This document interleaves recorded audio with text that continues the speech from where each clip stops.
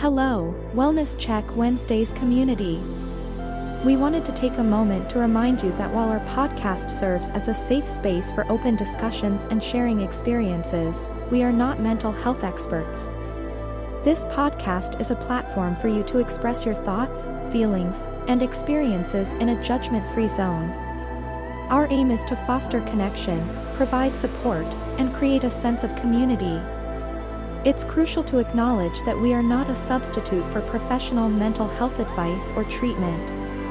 If you or someone you know is dealing with mental health challenges, we strongly encourage seeking guidance from qualified professionals. Remember, reaching out to mental health experts can make a significant difference. If you ever feel the need, don't hesitate to connect with a licensed therapist, counselor, or healthcare professional. This is the Wellness Check Wednesdays podcast, a share space, a judgment-free zone, a place to meet and discuss our mental health. So let's check in.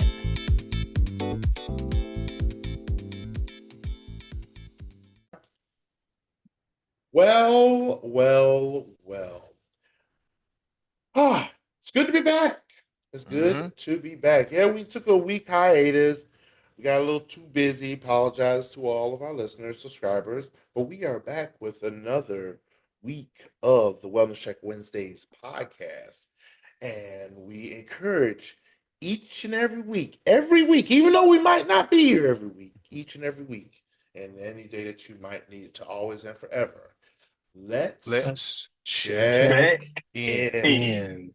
I should recognize my voice by now. Go by the moderator of the Wellness Check Wednesdays podcast. My name is Brian Livingston. I am thankful to be joined by a conglomerate of Wellness Check Wednesdays mainstays.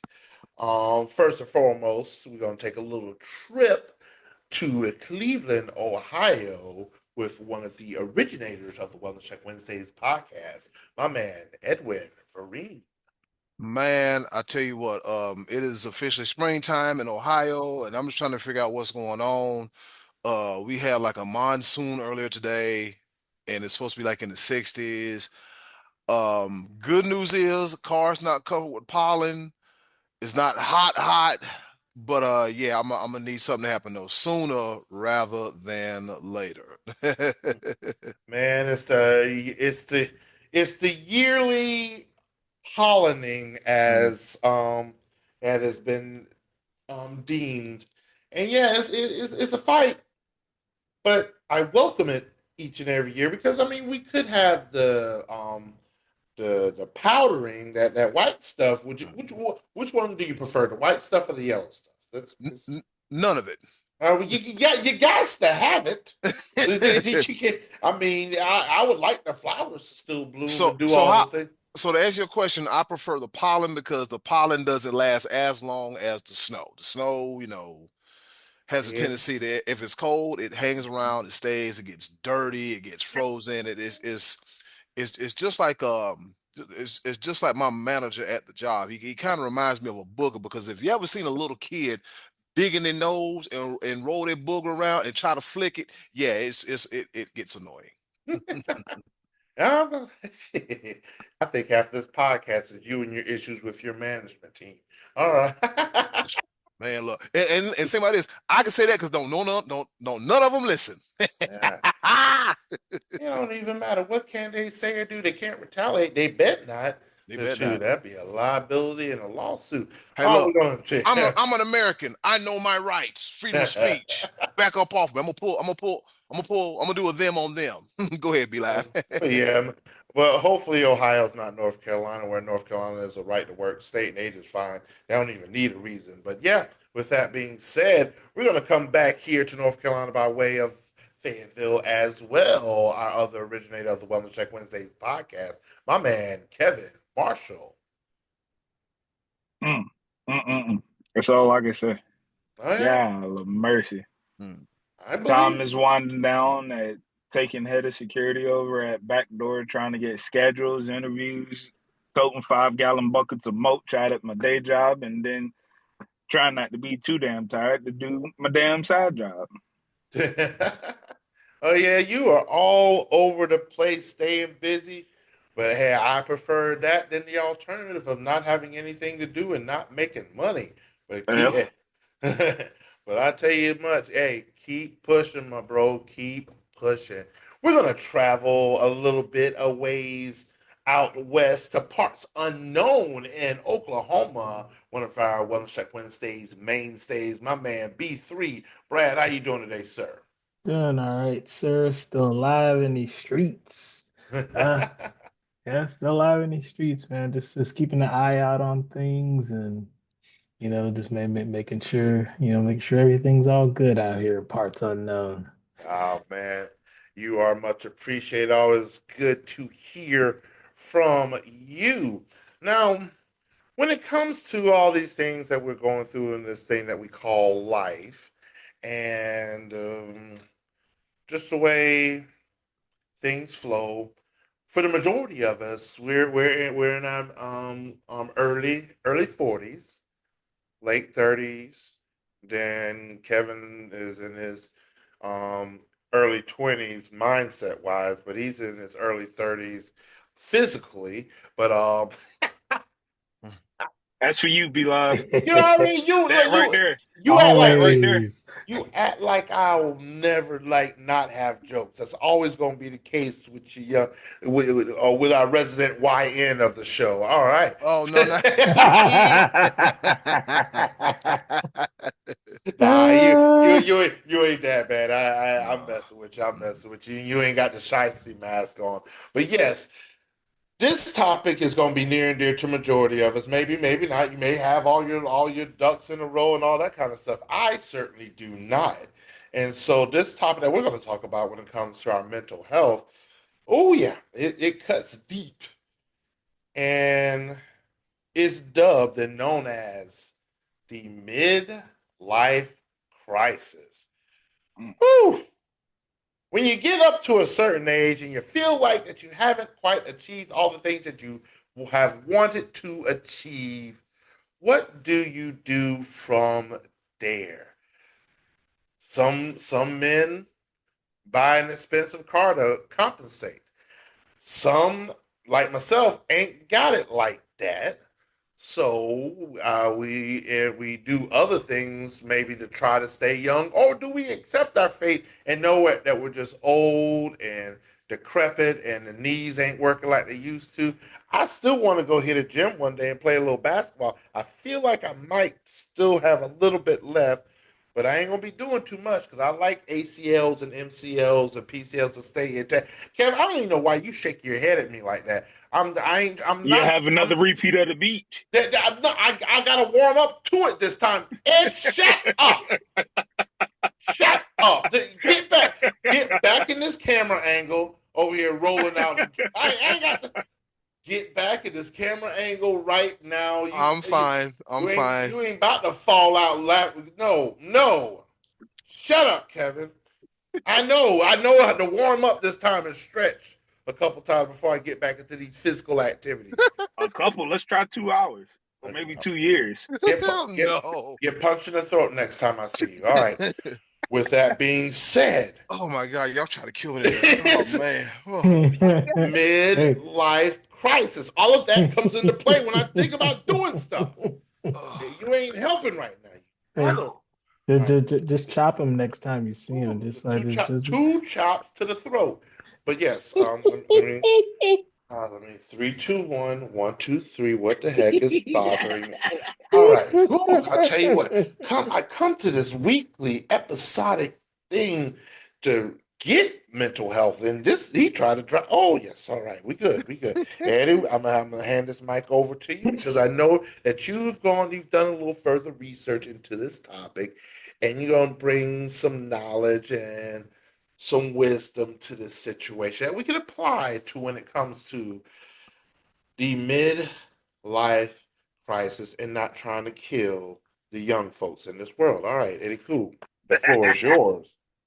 Ah, the wonderful topic of the midlife crisis. There's a lot to be said about it. Sometimes it raises the ire of concern, and sometimes it's one of those things where You just gotta let it happen and see where it goes. So this article comes from Ascenda Integrated Health.org, and it says, and it questions, am I having a midlife crisis and how to handle it? Now, there's no particular author for this here. Relatively short article, but I'm not going to waste too much time. So, the question that some of you may be asking, what exactly is a midlife crisis? The definition of a midlife crisis is a period or transition in life where someone struggles with their identity and self-confidence. It happens anywhere from 40 to 60 years old and affects men and women. A midlife crisis is not a disorder, but is mainly psychological. It occurs when someone looks at where they are in life compared to where they think they should be by a certain age. I done told y'all comparisons to thief of joy. Um, who is affected by a midlife crisis? Men and women can both experience midlife crisis, but it may look different. It may look different for each. On average, most people experience one between the ages of 40 and 60 years old, but you may have before or after those ages as well. And then it says, am I going through a midlife crisis or depression? Sometimes it can be confusing to know if you're feeling depressed or if you are experiencing a midlife crisis. Both have similar symptoms and they can be confused with one another. A midlife crisis happens periodically and may last for a short time.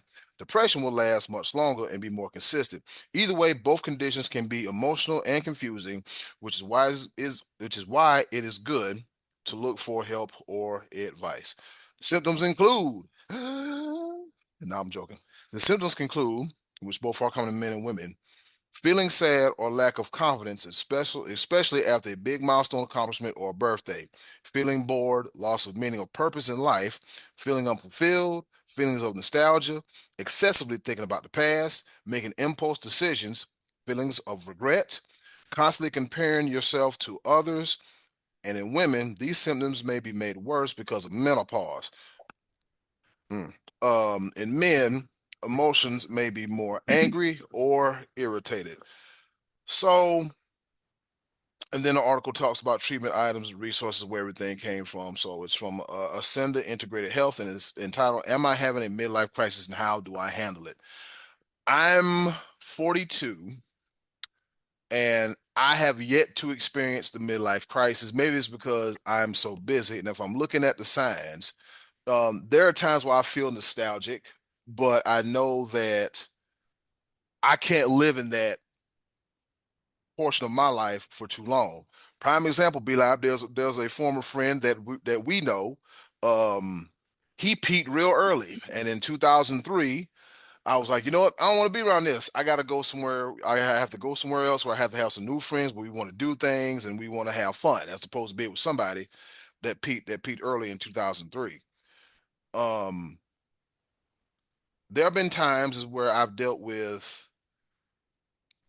feeling sad or having a lack of confidence, especially after a big milestone accomplishment or birthday. Oh man, how can I say this? I envision myself, in my 40s, well off in my career, probably on kid number two, probably 10 years into marriage. I had a lot of visions, but then life happens. Life happens, life happens, life happens. Next week, life will be life, and we'll tell you all about it.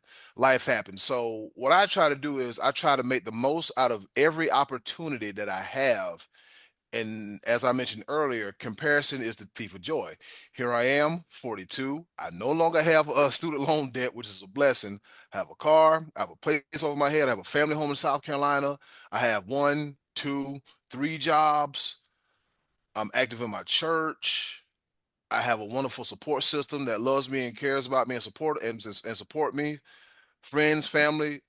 Overall, I consider myself blessed, and which doesn't allow me to have a midlife crisis, and doesn't allow me to live in the past, and doesn't allow me to feel nostalgic. So, I mean, yes, I lost my mom and I lost my brother, but with age, that's a part of life. That's a circle of life, and that's how things happen.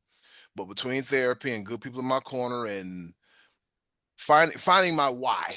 My why is real important to me because me and someone had a conversation the other day, and they pretty much told me, they don't know you for entity A or entity B. They know you for this. And I'm like, well, it looks like you're trying to put me into a box.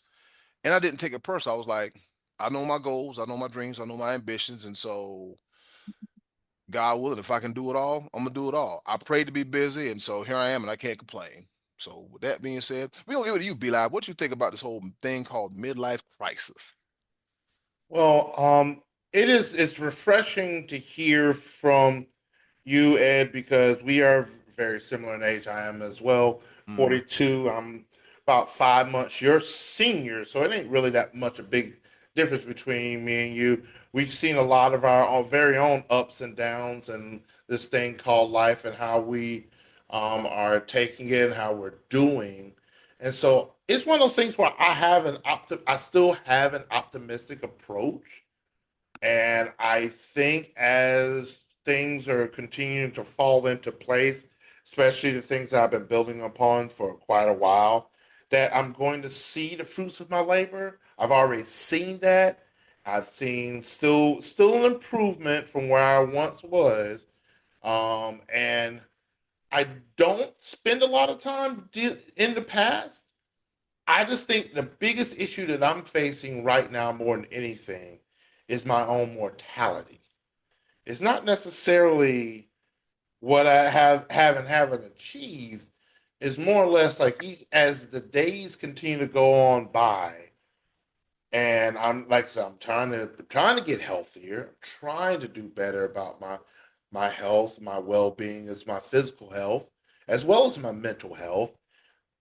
But I still face the everyday struggles of, you know what, I'm not as young as I once was, especially more than anything, sharpness of mind. Mm-hmm. Like, I forget things way easier than I used to. Like, and it's disturbing at times. And something that really hit home for me is not only myself, but a couple weeks ago, I spent time with my mom and my sister, and the spending time with my mom and speaking with her and the things that she's going through and how she's handling things, how she's living. It's one of those things where it sort of hit home for me because now I'm starting to witness. I've already witnessed the passing of one parent, which already that automatically ages you as soon as like that ages you just because like you just like it ain't what you are used to. Like you're used to your parents being there, and I sympathize with you because I understand that you lost yours earlier than I have.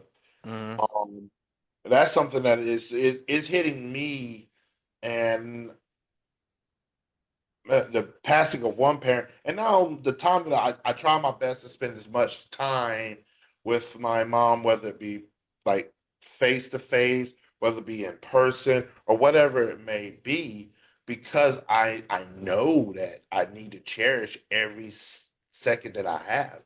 Like she could live another 20 years, or it could be a couple. Like time is never promised to us, Nope.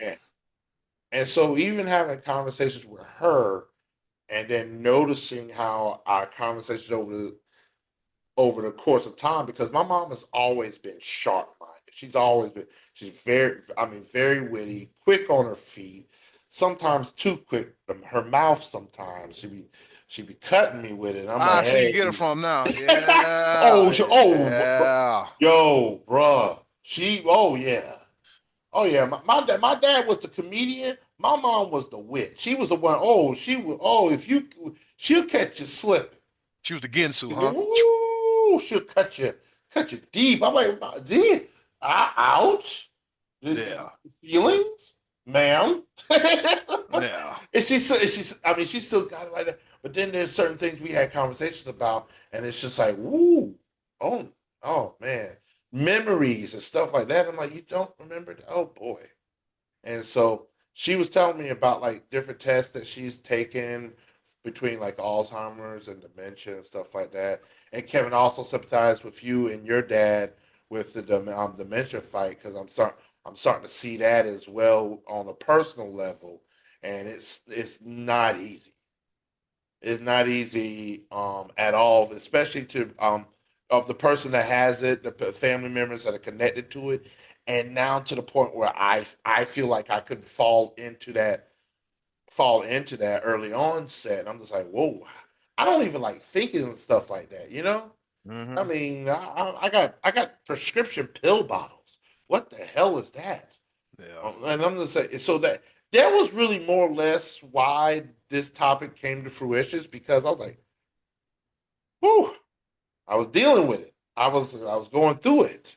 I just wanted to air it out a little bit. It's not necessarily an achievement thing. It's not necessarily like, oh, I haven't accomplished this. I've accomplished a great deal, but I'm more or less, I have a lot more living to do, but it's a little tougher as the days go by. But I'm optimistic, and I thank you for you sharing your part. I'm hopeful, Brad B3, Kevin, that you'll share your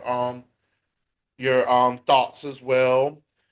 Um, I know. Even though Kevin, like I said, I know that you're younger than us. I know that some of these things still does hit with you, just because life is the way it is, and in just knowing you, you've been forced into adult situations well before you were supposed to. So, I mean, I'm certain that this has a spot with you as well. But Ed, I thank you for the opportunity to let me just sort of get that off my chest. Hey man, you got to, man. This is our platform. You can do that. Hell yeah. Yeah. But yeah, Kev, what is your input? What what does this topic mean to you? You know, it's one of those questions that you really have to kind of sit there and ask yourself, do you ever truly stop running? Whether you're running from yourself, whether you're running from your past, whether you're running from a terrible grief moment, like,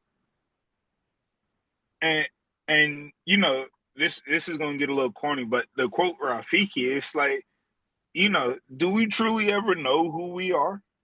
Do we truly ever understand not what our purpose is, but why we have a purpose?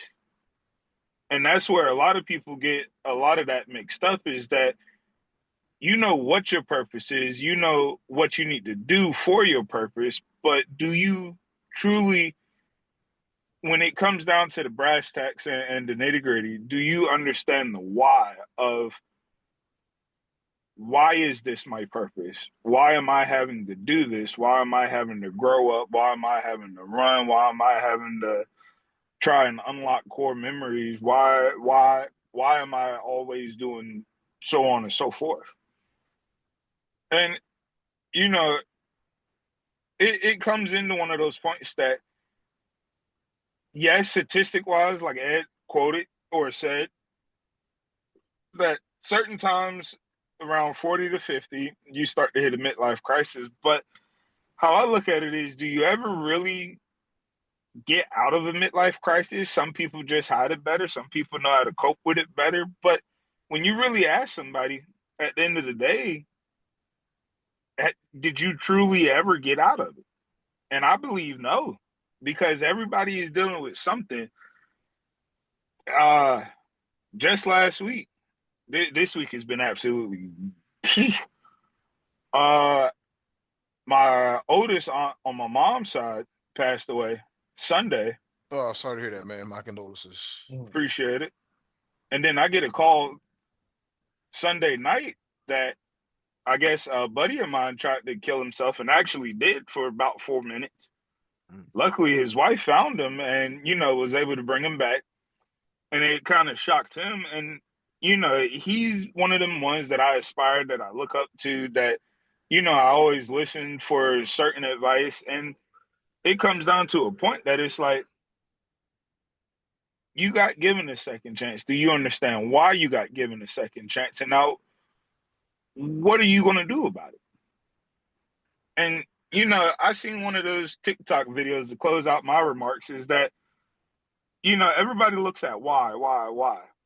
But when you break it down, it comes down to two things in my statement, in my thought process, in my outlook on life, is one, who hurt you?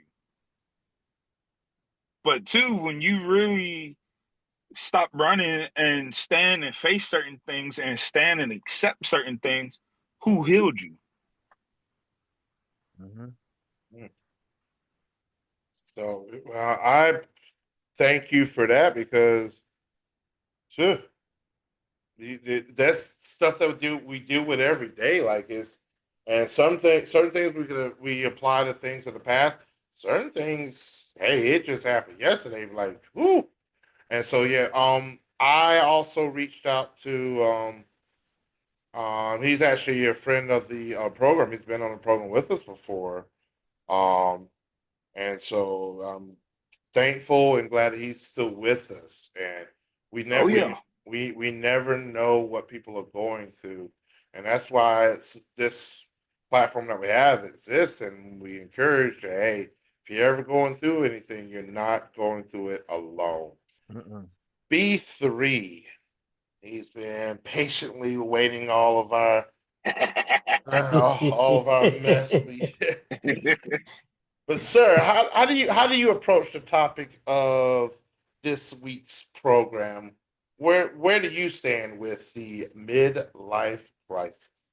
Well, my midlife crisis happened before I was 40. So I kind of went through mine already, pretty much. I mean, like as I, turned 40, it was like whenever I turned 40, I was like, okay, next step in life, this, that, and the other, right? Because before 40, of course, I lost most of my family.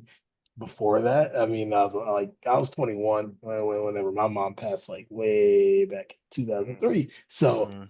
all the crazy stuff happened and all the deep loss occurred before I turned the age of 40. So my midlife crisis honestly was like between the age of 21 and like 39. So gotcha. my mine hit early. But right now, as I'm kind of, hitting this stage of life, I mean, opportunities and everything else, I'm feeling pretty good about those things. I'm not running into much. And then also, in certain parts unknown, they're making some changes about mental health out here, and it's very concerning. Oh Mm. boy. It's Oh boy. very concerning, and it makes a person not even want to like say anything because you never know who your info is going to get turned over to. So Hmm. you Jeez. gotta be real careful out here in parts unknown. And I'll tell you guys a little more after the show. But yeah, yeah. So that's pretty much how I've approached that midlife crisis. Mine happened early on in life. Um Yeah, and and yeah, Ed, if you could, yeah. I'm sorry about that. Yeah, that's the thing, man. It's just I get it, Brad. Like, my chronologically whatever you want to call it, timeline, whatever, started with was it my daddy passed away, then my grandparents, then going into early 2000s, two brothers, nothing going on then my aunt, then my mom and my brother. And this just like it makes you realize like, damn, I'm 40 and wow, like I had a conversation with my co-host yesterday, Miss Nikki Red from the Porch Perspectives podcast, and we were talking about like Chris Brown and him being in the game 20 years. I said, damn, I said you got to think about it. The first 20 years was pre-social media, figuring out life and everything else. Now here is the other side. Other 20 years later, social media, adulthood, paying taxes, dealing with death. Some people getting married, some people having kids. You like, damn, where the hell did it go? And like you said, be like, you're kind of looking at your mortality, like, it's like I don't want to say that we don't have much time left, but the time we have to make the most of the opportunities. And it's just like just once again realizing and recognizing, like like that old phrase said, like when you first start off, be live, having your ducks in a row. But let's ask the real question: does anybody really have their ducks in a row? Yeah, even the I, people that seem like it, do they really have their ducks in a row? But as far as like a midlife crisis, me right now, like I said, 42, I feel like I'm hitting my stride. I'm hitting my stride. I'm finding things out about myself. I'm more receptive to learning new things and I'm learning skills. That's my thing, like learning skills. Because like you said, Brad, with the way things are going nowadays, you don't know what's the next, don't know what's the next move and prices and other things on that side of that side of the spectrum that you got to think of as well too. So I just feel like I haven't really. Yes, I miss my mom. I miss my dad. I miss my brothers. But I really feel like I haven't, like, oh my God, I'm 42. I don't have any kids. I'm not married. I'm like, look, I'm not in a rush. I'm at a point now, if it happens, it happens. It don't, if it don't, it don't. I'll just be the cool uncle, teaching the kids about teaching the nieces and nephews about wrestling and podcasting and music. I'll be the fun uncle, and I'm okay with that.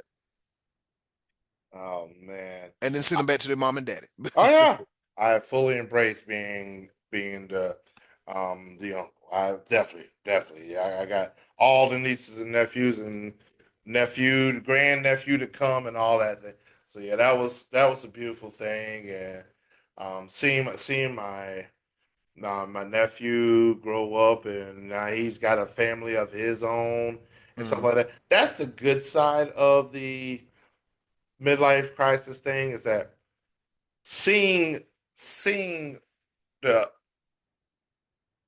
seeing the fruits of your labor, so to speak, mm-hmm. seeing people grow up, and et cetera, et cetera. So I'm thankful for that. I'm uplifted from speaking with you fellas this week, and I hope that we've touched someone outside as well. You're not going through this alone. Time is of the essence, but is every day that we're gifted from God, let's just take advantage of it and hit the ground running every single day, and let's do something. Mm-hmm. Let's just do something each day, each and every day. Let's just do something, and it won't be that much of a midlife crisis because we're just doing. Yep. Let's do it. With that being said, man, I'm thankful for you. B3 Brad, Kevin took off on us. He out there cutting yards and fighting the pollen head on. First line of defense, probably causing most of it. The pollinating. Edwin, thank you once again. And to each and every one of our listeners out there, thank you all for chiming in, listening, participating, subscribing, and all other things. We end this episode 62 of the Wellness Check Wednesdays podcast, Midlife Crisis and Mental Health. And we encourage you each and every week, every Wednesday especially, and each day that you need it, always and forever, to let's Let's Let's check check check in. in. in. Until the next time, fellas and ladies out there, we appreciate you, and we're out. See you next week. Thank you for listening to the Wellness Check Wednesdays podcast. Please join us every week, Wednesdays on Zoom at 6 p.m., and join our Facebook group for updates and to participate. We care about your mental health, so let's check in.